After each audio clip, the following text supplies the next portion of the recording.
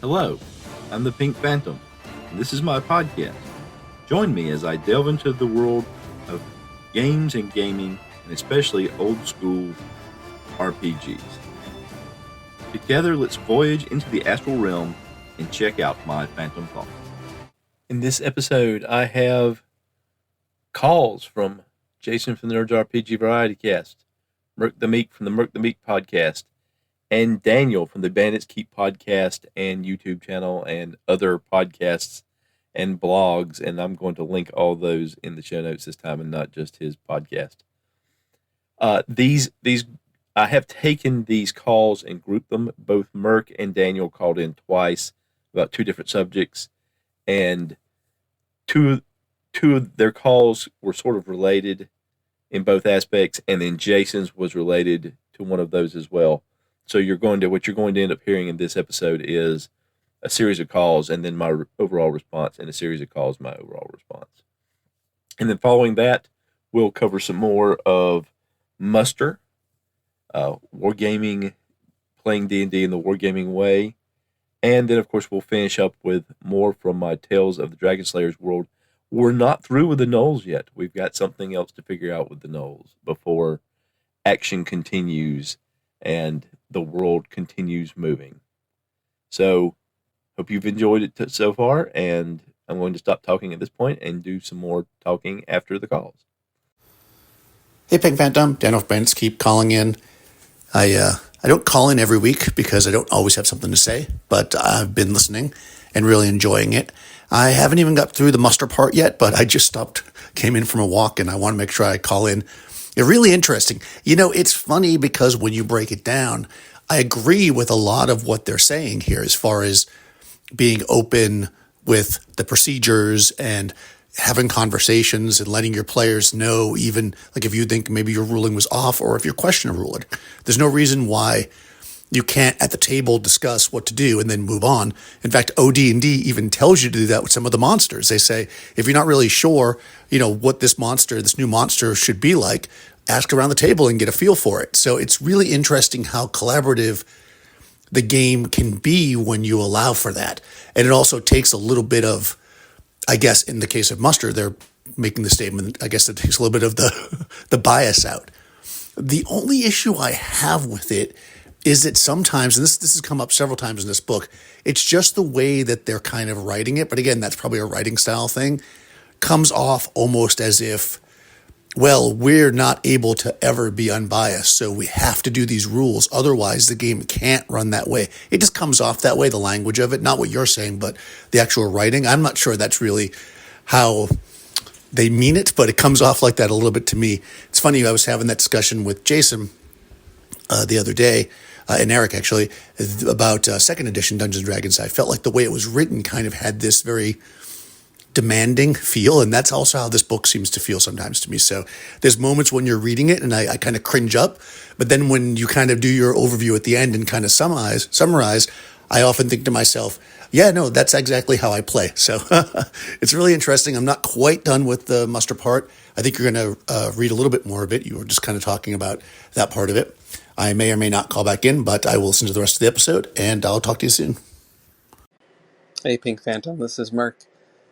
Another interesting episode. The muster stuff was sure fascinating. Trying to keep everyone honest by procedures being open and everything. And yeah, talking about antagonistic GMs and tyranny of fun, and just sticking with the truth. I guess in the middle, it does seem like there's a scale there. If you're just letting the results be the results and you're not focused on making sure everyone is having fun, he's saying this is the best way to make a good game, and let the players decide their own fun, which is interesting. And then going too far into the tyranny of fun, you're going to start fudging to make the game more fun, so you're adding some bias that way. And I imagine the antagonistic GM cranking up the challenge because I guess if you're being uncharitable because, they figured out your puzzles, or they broke the encounter, so now you're cranking up the challenge to kind of spite them almost. I don't know. Interesting stuff. Again, I put these two calls together because they're talking about how the author of the book about Muster is talking about, and I know I keep saying the author who did Muster because I have such a terrible. I mean, he's from Finland and he has a Finnish name, and I went through, I don't know how much searching just to see if I could find a place where this had been covered or he had been talked to, and I found some very old podcasts that he was on where he said his name, or maybe it was the host said his name and the author said that's good enough. And it's hard for me. I have difficulty saying regular words sometimes, and so when I get to people's names, I have even greater difficulty. But it's Eero. Okay, where's the page with his name? Eero Tuvonen. Eero Tuvonen, I believe, is the way he said it himself on some very old podcast I found. It's spelled Eero, and then the last name Tuovinen. So if you're ever listening to this podcast, Eero, and especially the earlier OSR podcasts, if you've listened to them, and I have been absolutely destroying your name, please contact me and I will correct it because I do want to get it right. But I do keep saying the author. That was a sidetrack. But what the part of the book I covered, he's talking a lot about utilizing procedures to make sure that the referee is being fair and is being held accountable. That sounds like you're doing something wrong, but not held accountable in terms of you're doing something wrong, but just in terms of there's a check and a balance too, because there's a lot of power and authority that goes with being a referee in this type of game. And I think the reason why he's really harping on this is because he did write this book to familiarize people with a style of game that have not played this style of game. He's trying to get people who have played a broader form of D&D to at least try to understand what he refers to as the wargaming way represents. And I think that's why he's really harping on it. I don't think it's necessarily that he's concerned within his own game for it or his own groups, but he's trying to make it clear, and he's trying to do this throughout the book, that the referee serves the game master, what most people refer to as the game master, but which he's often refers to as referee, is doing two things. One of those things is a neutral arbitrator of the rules and maker of rulings based on those rules. And the other is the creator of the world, or the if you're using modules, the modifier of the world, and the builder of adventures that the party goes through.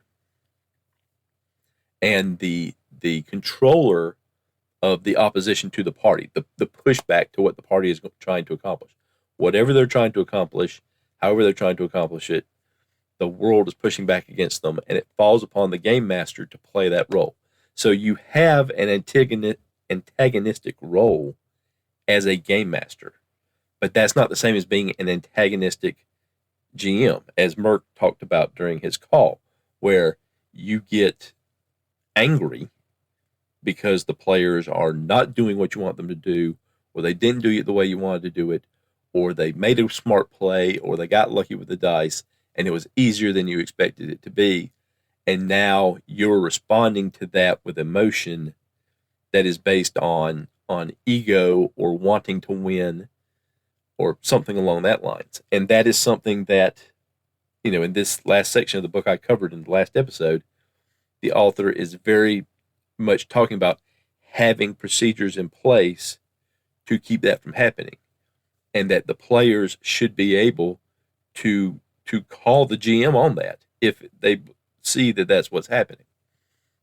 And as Daniel says, that can come across as very, ooh, what is this system or this style of player having where this could be a thing, and you need the players to police you or whatever.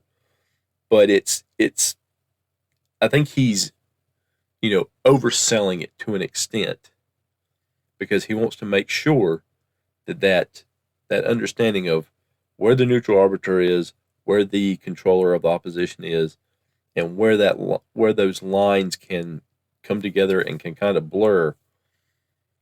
Understanding, at least within yourself as a game master, that's possible, so you don't do it.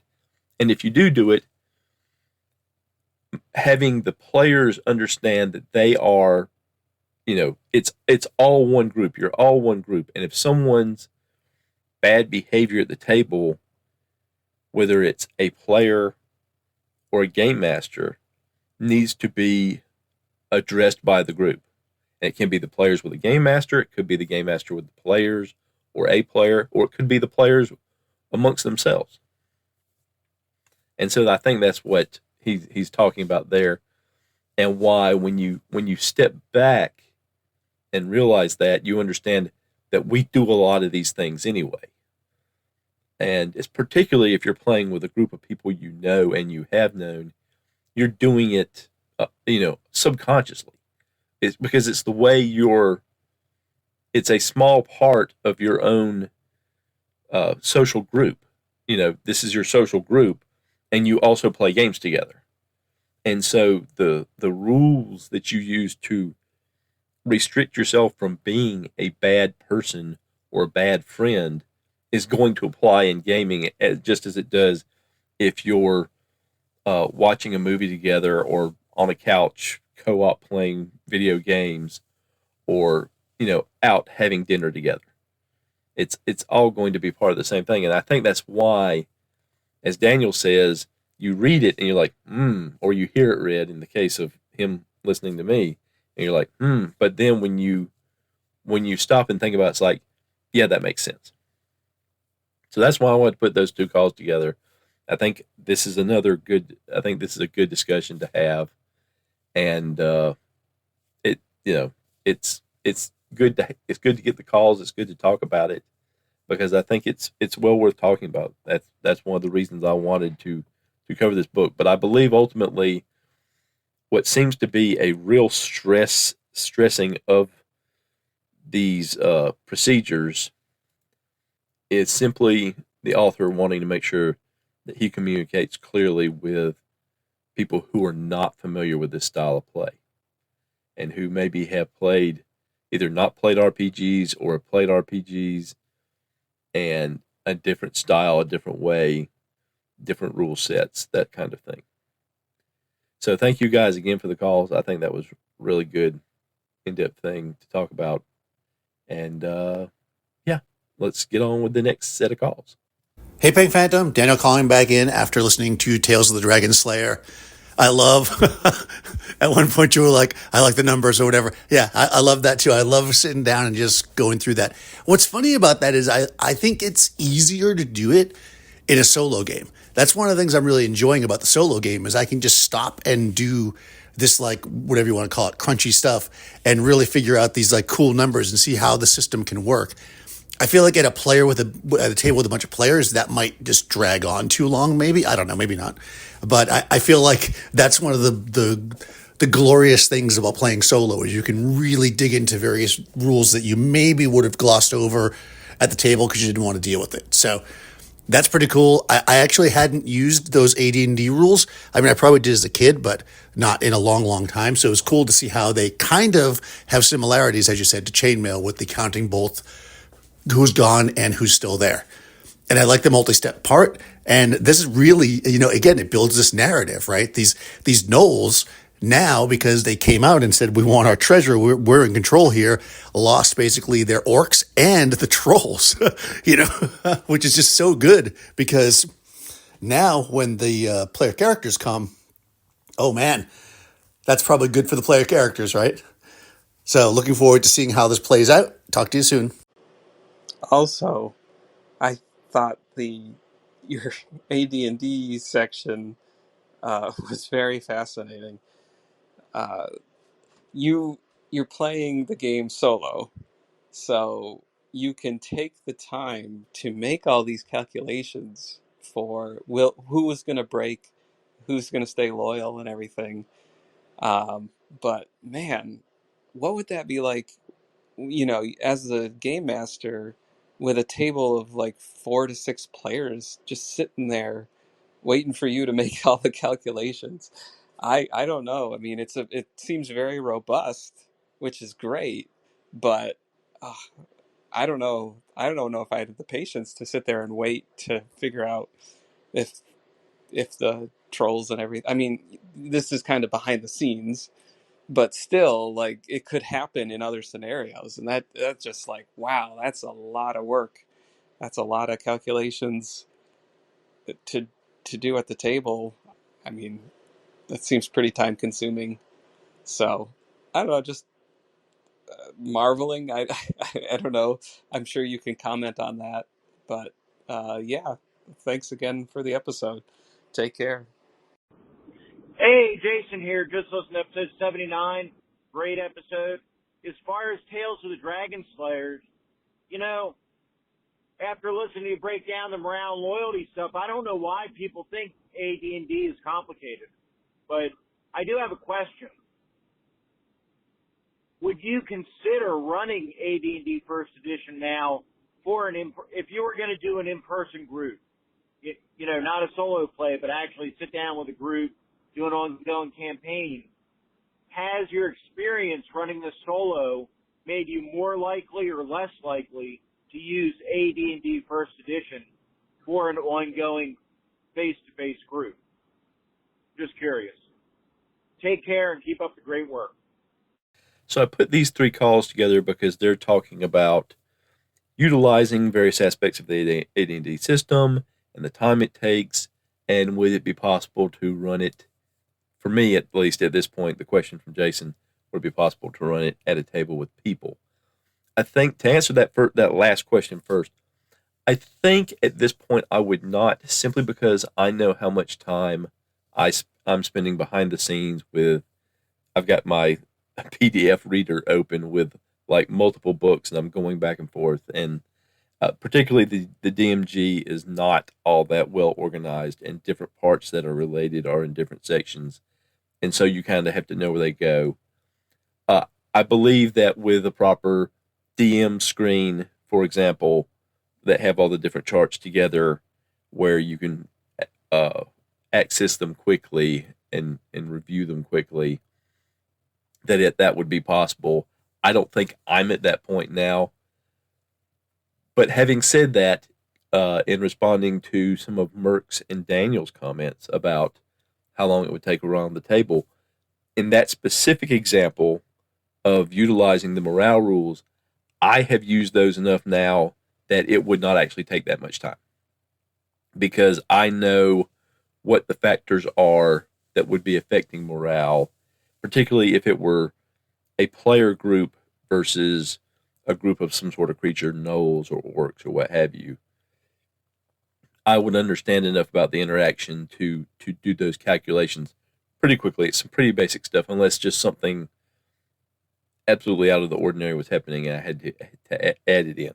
Also, as I said in my response to Jason, having a DM screen or something in my notebook that I'm using to track the campaign, and this is something I have been revising recently to help myself better.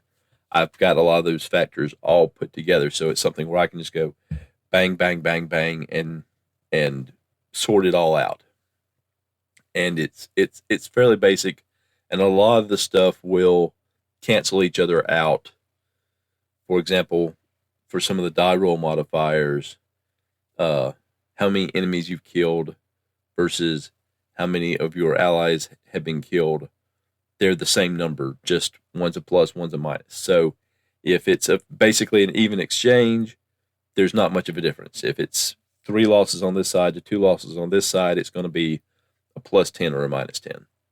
So things like that, they're pretty quick to understand on the fly after you've done them a few times. And I've done them enough in the mass battles, and in a mass battle, I probably would not do it at a table if it had a lot of different units and groups, because you're having to do it multiple times. But because of that multiple time engagement in sort of a battle of one group versus another group, it wouldn't be that hard to figure out this is done. In the dungeon delves I've been doing in that world, it's happening fairly quickly. I can do it almost in my head, where, okay, we lost this, had this many, you lost this many, this plus, this minus, this plus, this minus, roll the dice, boom, there's your answer. So to answer Mirke and kind of respond to Daniel, because he talked about getting into it, but and what Daniel said actually is the key, is that doing solo, I've been able to get into these systems a little bit more in depth, and that has enabled me to get a good hold on, say, the morale system versus the weapon versus armor combat. I'm still all over the place. I mean, I know how it works, and I've tried organizing it in several different ways, and it still takes me more time. So that aspect of a combat would take me more time than figuring morale during the combat, if that makes any sense. But again, I think that's a case of how much do you have to deal with. Dealing with it in mass battles, I have a lot of different armor combinations and weapon combinations that I'm dealing with. So that's one of the reasons why I'm having to reference things more. Whereas again, with a small party of creatures and a small group of creatures that are probably going to be equipped basically the same and have the same armor class, then it would just be a matter of how different are the party's capabilities in terms of weapons and armor and things like that. But and of course, with creatures that don't use weapons or don't wear armor, non-humanoid creatures basically, it wouldn't matter at all. So that's something that, again, in the dungeon delve, it doesn't come up as much, or if it does, it's simpler. But I haven't quite internalized that as much as the morale rules. But I do agree with Daniel that it is something that's fun in these systems to be able to get into the books, to have those books open in PDF on my screen and hit the tab and go through and look for and sometimes in digging for one thing, I find something else and get sidetracked. But again, that's the advantage of solo play, is you have that time. So to answer Jason, no, right now I would not, because I don't have a good grip enough and a good organization enough on all the different systems. But I can see how it would be possible in the future to say, okay, I've got a good enough grasp on AD&D that I can do the calculations. I know what calculations need to be done, and I've got my charts organized. And, if push came to shove, I know the system. I'm getting to know the system well enough where I can just make, as Muster says, make a ruling and move on. And then if I have to correct it later, I can. And to answer Daniel, yes, that is part of the fun of solo play, to get into the systems and get into the nitty gritty, especially these older systems where things are maybe not organized the same, or there's a lot of different mini games. And to respond to Mirke, once you know what you're doing, it's like any other system. It's not going to take as long as you think it does, looking at it from the outside. So thank you guys for those calls. I think that's a great discussion and a great general thing to look at, particularly when going back to older rule sets, or even modern rule sets that are complex. I would probably be completely lost in some of the D100 systems that are out. I own several that I've bought on Kickstarters or on Drive-Thru RPG or places like that when there's been discounts, but I haven't looked through them enough to really get into them. Or something like DCC, which I know has charts and stuff for things like what happens when you cast spells and it goes wrong, because they have a chart for different mutations that can take place to the spellcasters. I know Jason is doing a run through with some DCC himself, and that's something again you got to get into. You got to get through it, but it's a good discussion to have, and it's something that's fun to do for me anyway. And now more from Muster, a primer for war, advice for playing D&D in the wargaming way. This next section, starting on page 173, has an overall chapter title, I guess, of creative virtues. I have touched upon the technical big picture of the game here, but let's try to go deeper. The rules and procedures are ultimately empty and fallible unless they are guided by an understanding of the creative self. Imagine participating in a game of football without trying to win. You play according to all the rules, and nobody can point out some specific thing you're doing wrong, for the wrongdoing that makes the game an empty ritual is in the spirit of the exercise. That's the difference that creative virtue makes. As discussed in the basic section of the book, the creative ethos of wargaming is about bold sportsmanship and scholarly curiosity. We set up scenarios and throw players at them to learn and grow. Creative virtues are the distinct elements of activity orientation that foster these creative goals. Creative virtues such as these are only developed by time and practice. It is not unusual for a game, or the individual player, to begin without such lofty concerns. Over the long term, though, what keeps us playing after the novelty wears off is the creative substance fostered by virtuous play.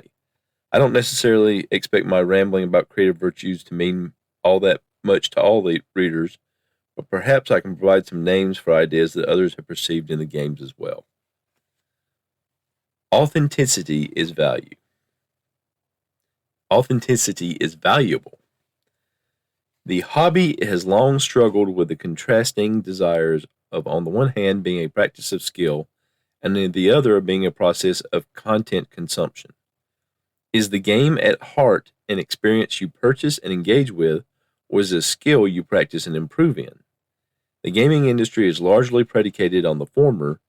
Most gaming products are not trying to tell you how to do it, so much as they are offering to be the content you consume in one way or another. I think that the purpose of playing in the wargaming way is to set up a meaningful scenario and resolve it with the group's own wisdom and judgment. I call it authenticity when this happens. The opposite of authentic gaming is experiencing what amounts to a media presentation created in advance. It can be the game master who plans the experience, or it can even be a game producer who sells material that then gets arranged by the GM. Either way, the activity is not authentic if it does not involve actual thinking, actual feeling, actual processing, actually gaming it out between the scenario and the games. Being aware of authenticity means a sea change in how you think about the entire edifice of the game, because many commonly advised methods and thought patterns are deeply inauthentic. Learning to pay attention to the moment the dice hit the table, whether the players are experiencing or engaging, helps in the quest of authenticity.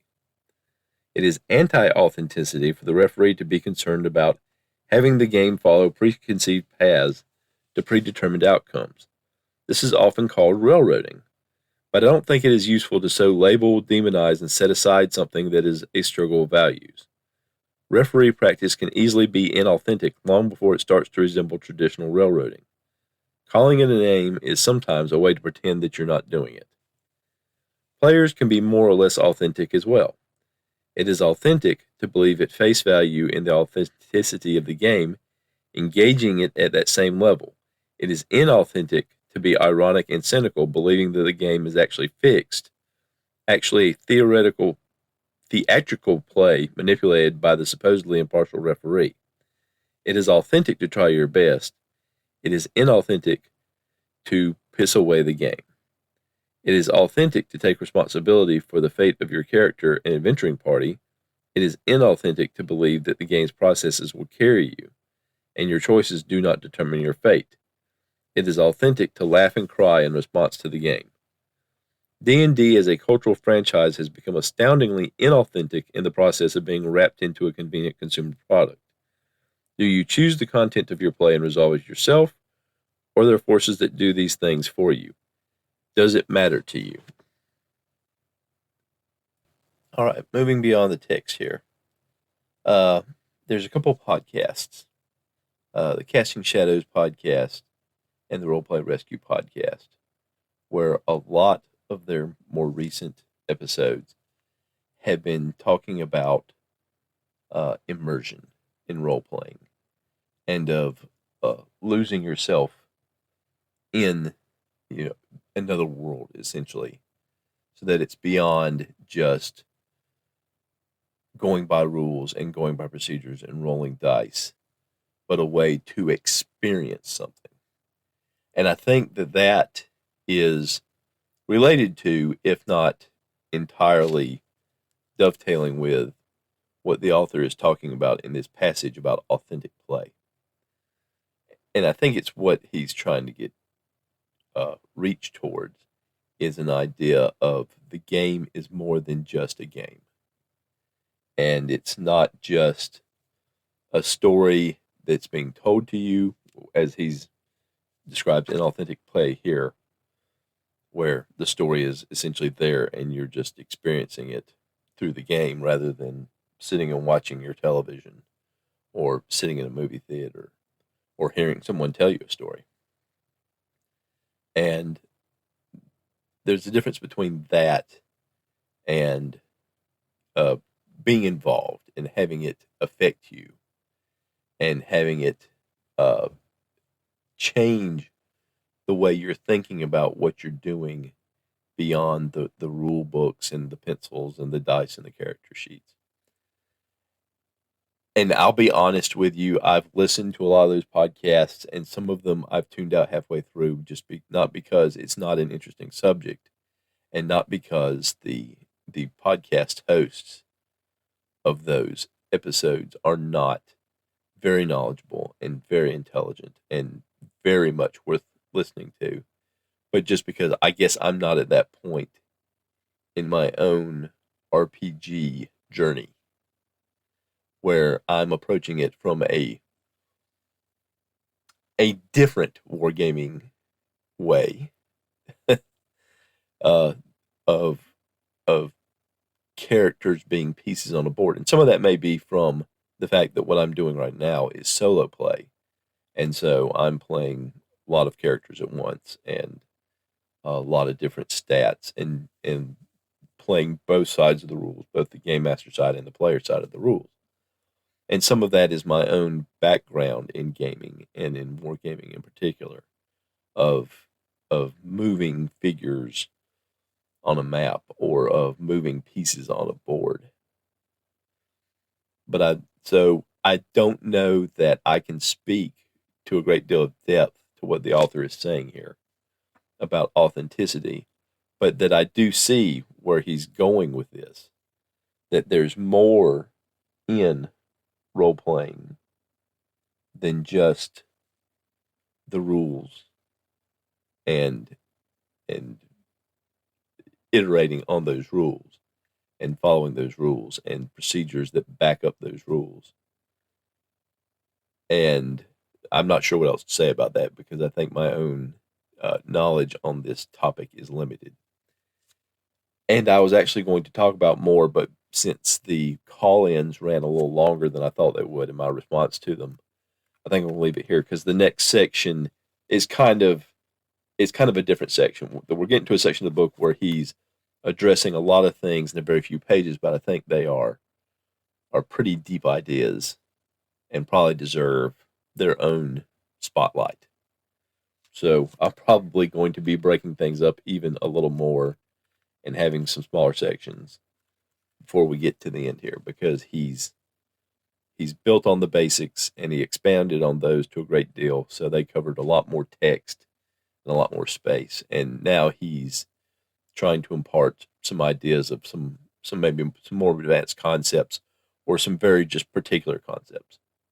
So I'm going to end that here. I'd like to hear your thoughts on this, particularly if this speaks to you in a way that I haven't spoken to, because I would certainly like other voices on this, because I think other voices on this section could be very valuable.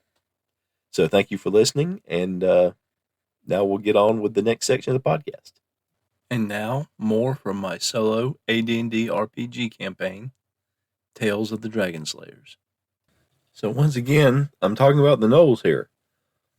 The gnolls lost their chieftain in the last battle. So we need to figure out who's going to replace them. So looking at the monster manual entry on gnolls, gnolls travel and live in rapacious bands of loose organization, with the largest dominating the rest. For every 20 gnolls encountered, there will be a leader type with 16 hit points, attacks as a 3 hit dice creature. If 100 or more encountered, there will be the following additional gnolls with the band: a chieftain, attack as a 4 hit dice creature, and 2 to 12 guards, attack as 3 hit dice monsters. If gnolls are encountered in their lair, there will always be a chieftain there, and there will be from 5 to 20 guards with him. So the chieftain and some of the guards participate in the battle, and the chieftain and some of the guards that participated died. Some of the guards remained within the lair with one of the leaders to sort of protect the lair, to guard the lair, and then the other leaders were scattered throughout the other units. At the end of the battle, there were 4 leader types left alive, including the one that didn't leave the lair for the battle, and there were 17 guards left alive. One of these creatures is going to take over as the chieftain. So to try to kind of simulate this, what I'm going to do is I'm going to roll a d20 for each one of those. So 21 d20s total, and see if we can get one that totals a higher number than the rest. This will represent them posturing and, physically trying to intimidate each other, verbally trying to intimidate each other for a leader. If we end up with more than one at the top, we're going to have some kind of battle to determine who the new chieftain will be, and that person that gnoll will become the chieftain. So let's get our dice all together here. Wow, 21 20-sided dice. And yes, I do have 21 20-sided dice. Don't judge me. Okay. So, all right, so let's see here. Here's a 19. That's one of the ones I denoted as one of the leader types. Oop, there's a 20. That comes from one of the guards. There's a 20. That comes from one of the guards. So we had 2 that came up 20 out of 21, and they're both from one of the guard types. So one of the guard types is going to take over as the leader. But now it's the question of which one. So I think this is a great chance to break out the pummeling rules, as these two try to essentially beat each other into submission. So pummeling. Determine the first attack initiative. The first attack initiative is determined by surprise. Neither one of these is going to be surprise. Charging to attack, higher dexterity, or higher die roll. So let's do the die rolls here. So we'll just have guard number 1. That's a 6, and guard number 2. That's also a 6. Wow. So they are even Steven here. So let's try again. Well, this will be we'll call that first round simultaneous then. That's the way it goes. All right. Base score to hit. The base score on percentile dice is opponent AC value times 10 to arrive at a percentage chance to hit. The AC of gnolls is 5, so 50% base chance. It's modified as follows: attacker's dexterity per point. These are large creatures. I'm going to give them just a 9 on dexterity, so 59% to hit. Attacker's strength per point over 15. Guards, normal gnolls do 2 to 8 damage. Guards do 3 to 9. That's a +1 to damage. +1 to damage is a 16 strength. So that would be 1 point over 15. So that would be +1% to the 59. 60% base chance to hit. Opponent slowed. That doesn't apply to either. Opponent stunned. That doesn't apply to either, although it could, I believe, later on. Opponent prone without a shield or ready weapon. Opponent best movement over 12. Opponent hasted. None of those apply. All right, in each round of weaponless combat, there will be 2 pummeling attacks, possibly even several blows per attack. It's 1 attack per round for gnolls, so they'll each have 1. The attacker determines if the strike is successful and whether it does any damage and how much, if any. The percentile dice are rolled, and the pummeling table is then consulted. The score is modified as below: attacker's strength per point over 12, per 10% over 18.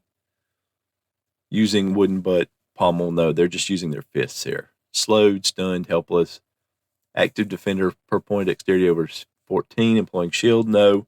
Leather or padded armor, chain, ring, scale, or studded mail. Chain is armor class 5, and we're treating gnolls since they wear armor. They have armor class 5, so that's minus 20%. So each of these has, let's see here, the per point over 12 of attacker's strength is plus 1. So that'd be plus 4%. So we already had them at a base 60, plus 4, minus 20 for both. That's going to give us a 64 minus 20, 44% chance to hit. Well, no, the dice are rolled. These are modification dice. Okay. All right, hold on. Okay, so rereading it, that second round of options is for determining if damage is done. So first we need to score a hit. So it's 60%. These are simultaneous blows. So number 1, 38, so they scored a hit. And number 2, 33, so they scored a hit. So both of them hit the other in the first round simultaneously. And I forgot to mention, because they're guards, they both have 20 hit points. So here we go, pummeling. So now we determine the damage.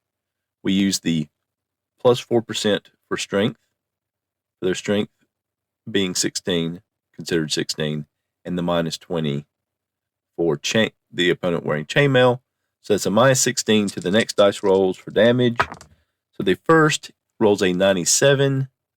97 minus 16 is 81. 81 gives us solid punch, strike again, hit points of damage, 8 plus strength bonus. So the strength bonus is 1.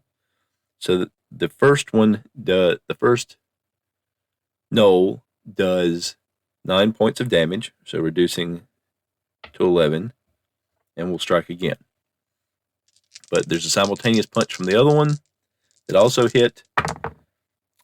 86 minus 16 is 70. So that will also be solid punch off balance. No, this one is solid punch off balance, 6 plus strength bonus.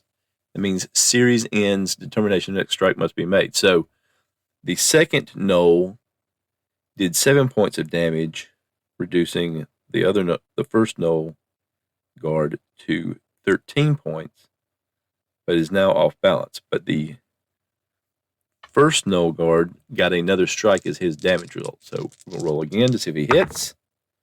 With an 86, he missed. So now we go to the next round of combat, essentially. So we go to the initiative rolls. First gnoll guard, another 6. Second gnoll guard, a 1. First gnoll guard tries to take a strike and misses. Second gnoll guard misses with a 63, trying to get under 60. The second gnoll guard rolls an 8 and hits. So try for damage. Minus 16 to this roll. 31 minus 16 is 15. So the resulting damage is ineffective blow, strike again. No hit points of damage. So try again. 83, missed. Next round, third round. First rolls another 6. Second rolls a 4. First rolls for strike, and with 9% hits. Minus 16 to the damage roll. 85, so that'd be 69. Nice. Solid punch off balance, 6 plus strength bonus. So that's going to do 7 points of damage, reducing the second gnoll guard to 4. But it's the second gnoll guard's turn. Rolls to hit, 7% hits. Roll for damage. 25 minus 16 is 9, which is ineffective blow, strike again. Swings at 22, hits. 58%, I'd say subtracting 16 is 42. Glancing blow, 4 plus strength, so a total of 5. The first null guard is down to 8 hit points of damage. Strike again. Sorry for the pause. I'm using the D20s to check the hit points. 26% chance hits. Damage is 18 minus 16 is 2. Ineffective blow, strike again. No hit points of damage. 33 hits. So the second guard is just whamming away onto the armor of this first guard, it looks like. They roll a 74 for damage. Minus 16 is 58. That is glancing blow, strike again, 4 plus strength. So reducing the first guard to 3. So the second guard is not striking well, but striking well enough to keep hitting, keeping the first 18% hits again. Let's see what the damage is here. 57 minus 16, 41. Glancing blow, strike again, but 4 plus strength most damage. This gnoll is down to 0 points of damage, has been pummeled into submission. So Gnoll Guard number 2 has 1 standing strong over his unconscious opponent, roaring loudly and claiming leadership of the Gnoll Horde for whatever comes next. That was fun. Pummeling rules. Who knew? The opening music of this podcast is Strength of the Titans, and the closing music is Late Night Radio, both by Kevin MacLeod of Incompetech.com, licensed under Creative Commons by Attribution 4.0 license. Thank you for listening to Phantom Thoughts. I would love to hear your feedback. You don't have to be part of the show. If you want to contact me and let me know, hey, these are for your eyes only. I just wanted to give you thoughts, ideas, response, and it's really for your eyes or ears only. That's absolutely fine. I'd love to hear from you either way. So just let me know when you contact me. Just, I don't want to be part of the show. There are lots of different ways you can contact me. You can send me an email at phantomthoughtspodcast@gmail.com. And that can be a regular email, or you can attach an audio file to it.